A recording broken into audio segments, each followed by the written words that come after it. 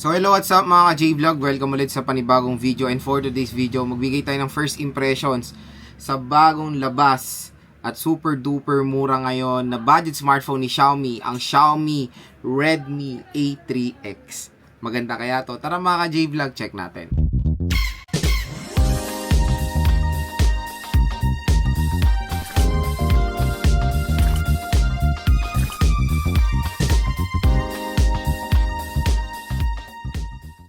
So yan mga J-Vlog, may bago na namang lumabas na budget smartphone ng Xiaomi, and this time, this is a Xiaomi Redmi A3X. So, iba siguro maguguluhan sa Oppo A3X, diba? May Oppo A3X kasi. Nagulat din ako, nagkaroon sila ng Xiaomi A3X kasi nasa A5 na sila eh. Baka akala ko nga A5X, diba?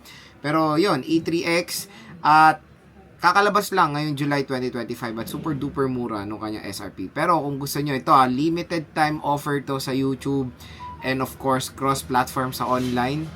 Meron po kayong malaking discount na voucher pag click nyo yung view products natin dito. I-click nyo na yung view products na yan para ma-redirect kayo at makakuha kayo ng magandang voucher kasi hanggang July 24 lang po yung voucher na yan, kaya grab nyo na yung chance makakuha ng bagsak presyo na smartphone. So yun nga, ang SRP nya is nasa 3299 at isa lang ang variant niya, 3GB64 lang. Tapos yun nga, pag click nyo yung voucher natin na yan, baka makuha nyo pa to ng 23 or 22, diba? Pero sa mga ibang voucher ng online, nasa 28 or for as low as 28 nyo siya makukuha. Again, dito kayo mag-click sa view products na yan, magkakaroon kayo ng matik na voucher mula sa YouTube. Baka makuha nyo ng below 25 lang etong Xiaomi Redmi A3X. Napakamura. For 3GB64, for me, enough na yan. Or okay na okay ang 64GB pag nakuha nyo ng 2 Plus. Diba? Brand new yan, bagong labas sa smartphone. Again, this is not a full review. First impression lang po ito sa mga bagong labas sa smartphone. Nagbibigay ako ng mga opinion ko sa mga specs nila. Kung sulit ba sa kanilang price. At syempre, naglalagay na tayo ng link dito para makabili na kayo ng mura at bagsak presyo. Usapang specs muna tayo. So yung screen size ni Xiaomi Redmi A3X is 6.71 inches, HD plus 720p resolution with 90Hz screen refresh rate and sad to say a notch display. So accept na natin yan for a smartphone ni Xiaomi na merong notch pa rin. Hindi sila nagpa-punch hole pa rin when it comes sa mga budget segment. And let's hope when it comes sa pag-release sila next year, mag-punch hole na sila. Pero again, A3X, notch display pa rin naman. Pero maganda naman dito is large yung kanyang display. Next, naka Android 14 siya. I don't know kung MIUI ba to or HyperOS. Kasi based doon, kung ita-track record natin siya sa Oppo A5, MIUI po nila, binigay nila, hindi po HyperOS. Tapos parang basic MIUI siya eh.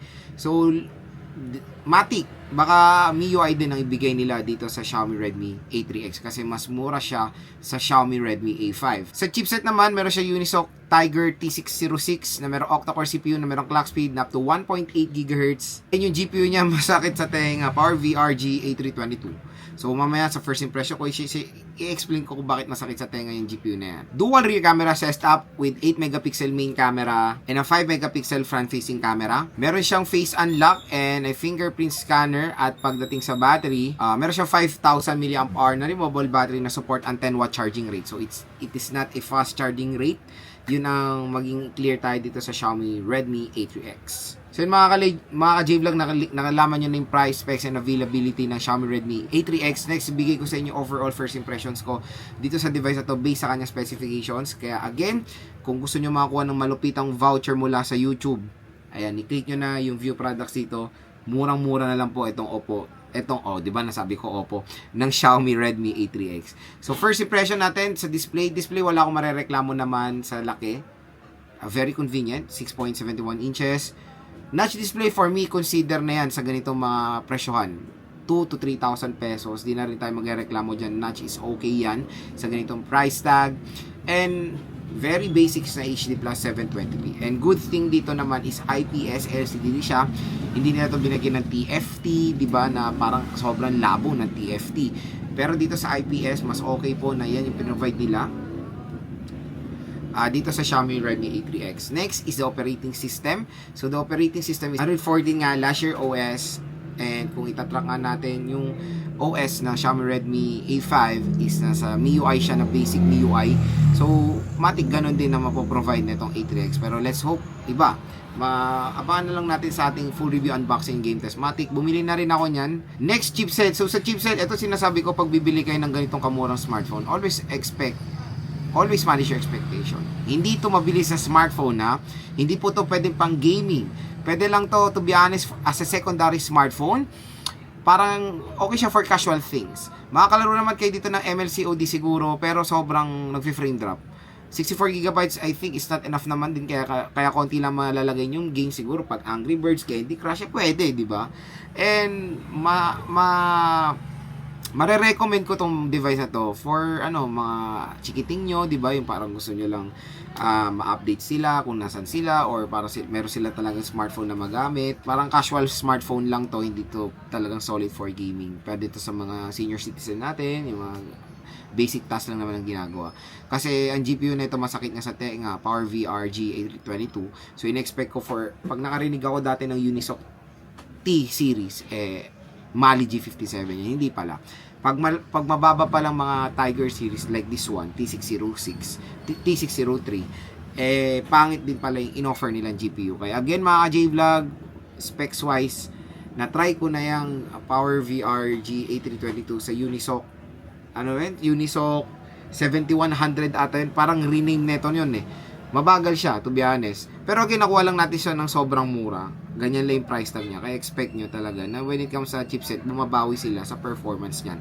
Kaya hindi po siya masasuggest for gaming, ha. Kaya kung naghanap kayo ng budget gaming smartphone, hindi po ito yun.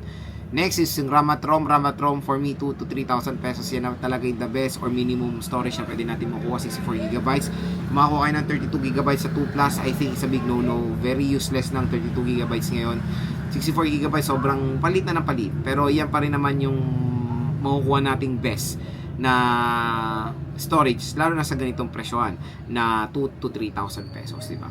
So, next naman mga J-Vlog, when it comes sa battery malaki naman, 5K battery, and sad to say, it's a 10 watt charging rate, kaya asahan nyo, mabagal po mag-charge din itong Oppo 8, Oppo na naman ako, itong Xiaomi Redmi A3X. Mabagal siya mag-charge, pero malaki naman yung battery niya. At ang pinakala sa design is very identical din sa mga older na Xiaomi devices and even the Poco. Saan ko ba na resemblance to? Basta Xiaomi siya na ganyan yung circular camera module. So bumalik sila sa ganyang design. Better na yung A5 I think sa A3 ba yun, yung circular camera module. Pero yung bumalik sila sa circular camera module, I think A3 yun kasi A3X to.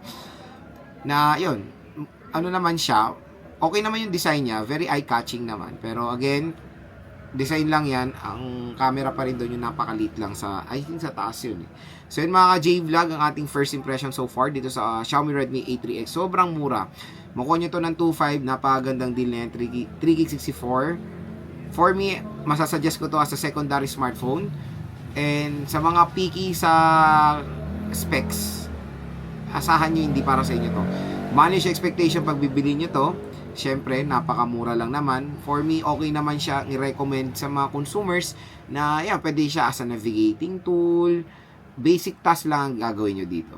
So, kung interested kayo dito, sobrang mura lang dito yan sa view products natin. I-click nyo na lang yan para ma-redirect kayo sa bagsak presyo na Xiaomi Redmi A3X.